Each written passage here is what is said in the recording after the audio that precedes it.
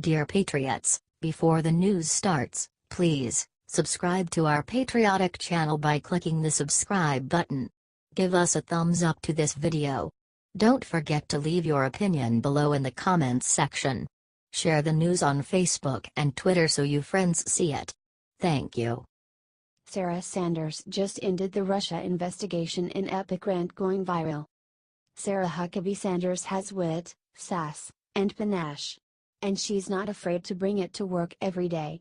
During her press conference on Thursday, she brought the hammer down on the Senate Intelligence Committee, imploring the senators to wrap up their investigation into Trump-Russia collusion in the 2016 election. Here's exactly what she said.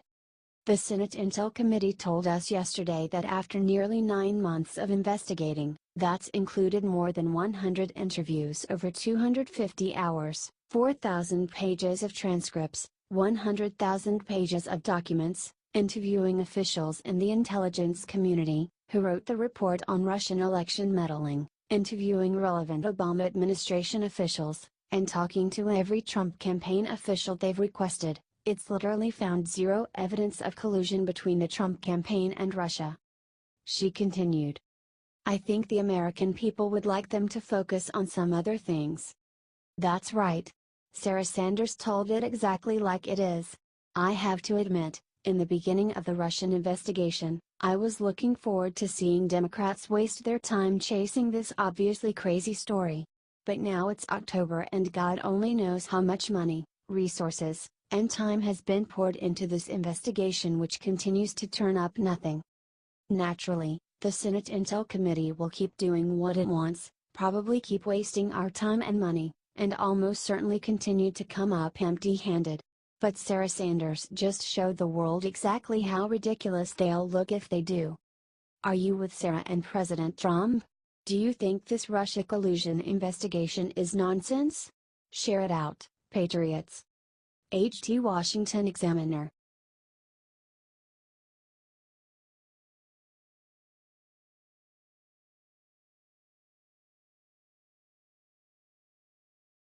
What Sheriff Clark just said admitted about the Las Vegas shooting is jaw-dropping.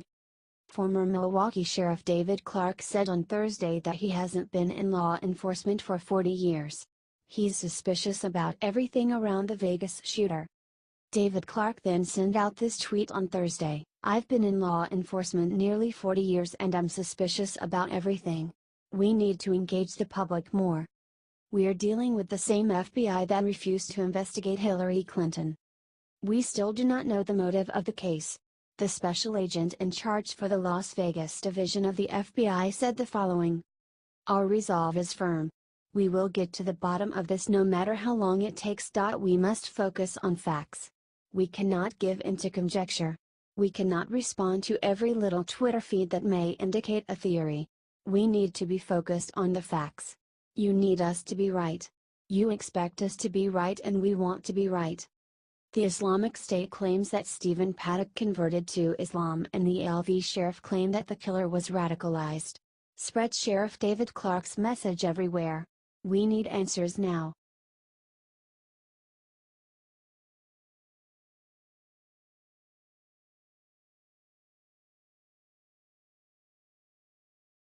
NFL hits rock bottom. Watch this Redskins player insult fans in video shocking the nation.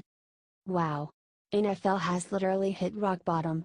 The Washington Redskins receiver Terrell Pryor lost it after the game against the Chiefs on Monday.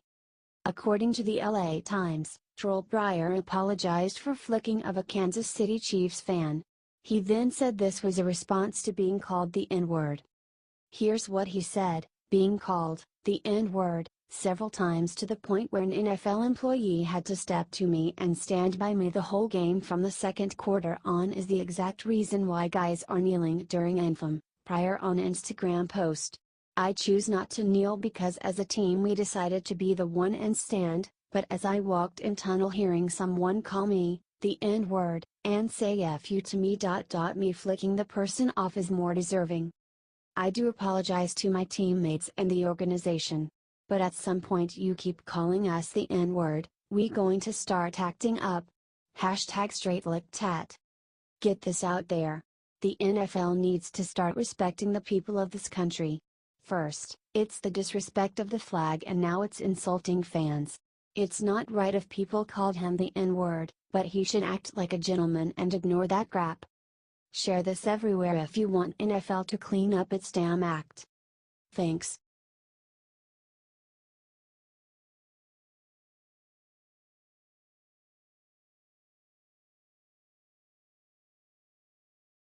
IT's overtop Democrat just got hit with the worst sexual lawsuit imaginable. Look, everyone knows that the leftist establishment basically owns Hollywood and their elite. Hell, they already have Miley Cyrus shilling for Hillary 2020. Luckily, they just lost one of their biggest people in the worst way possible. Yesterday it was revealed that Hollywood producer and Democrat megadonor has been a serial sexual predator for decades. He forced innocent young girls to do very nasty things for him just to get jobs. According to the Daily Mail, Weinstein asked Ashley Judd to watch him shower and paid Rose McGowan $100,000 under a settlement for an incident shortly before her breakthrough role in Scream. But molesting young actresses and making movies was not the only thing Weinstein was known for. He also was a top donor and party buddy of Hillary Clinton. He gave Malia Obama one of her first internship jobs, and he was one of Obama's favorite guests at the White House. Weinstein even had the nerve to write an apology note where he quoted the new Jay-Z album, claimed things were different in the 80s when it came to forcing office girls to have sex in return for work, and promised to use his time off to take down the NRA and make a movie about Trump. Clearly, he has lost it. So, now the question is, how much did the Democrats know? We already know Hillary loves to cover up for Bill. Were they covering for Harvey Weinstein, too? The best way to hold them accountable is to get the info out. Share this and let the people decide their fate.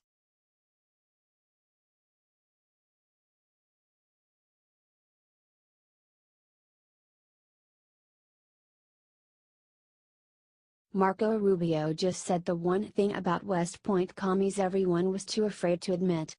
It's been a while, but it looks like Marco Rubio is still around, and now he is taking down the communists who have infiltrated West Point.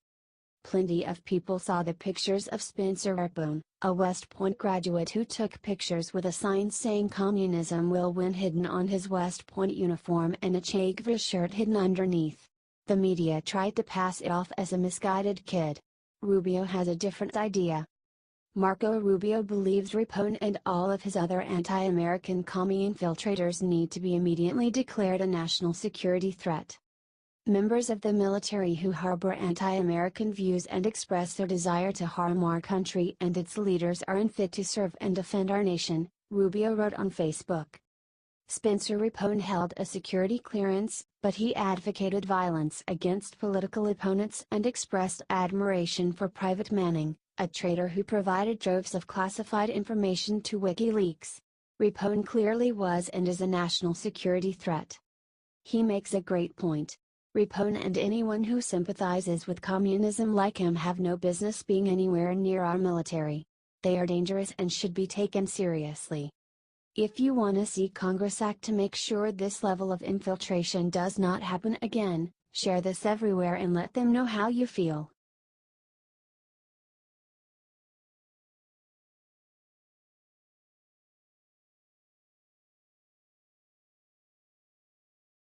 Hackers did something terrible to Chief of Staff John Kelly through his cell phone. President Trump's Chief of Staff John Kelly has been hit by hackers. According to Politico, Kelly's phone was compromised by hackers as far back as December 2016. However, he didn't find out about the hack until after the IT staff looked at it. When he attempted to update the software just a few days ago, Chief Kelly kept getting error messages. He decided to take it to the IT staff, who ran diagnostics and determined that the phone had been breached and was no longer safe to use. Now the issue at hand is, what did the hackers get? Kelly, a retired four-star Marine general, was part of Trump's administration from day one and was the Secretary of Homeland Security. Some people are spreading rumors that those secrets may have been compromised. That's plain wrong. The White House quickly responded to the claims, saying his phone was discontinued in December, which it would be days after the breach.